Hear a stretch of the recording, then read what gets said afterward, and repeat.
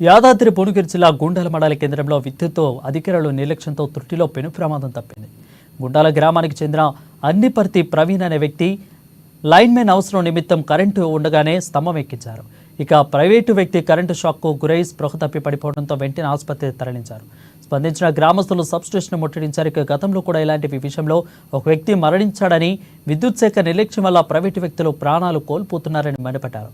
ఈ విషయం తెలుసుకున్న వెంటనే స్పందించిన ఆలేరు ఎమ్మెల్యే బిర్లయ్య ఏడీతో ఫోన్లో మాట్లాడి కరెంటు షాక్కు గురైన వ్యక్తికి న్యాయం చేయాలని సూచించారు.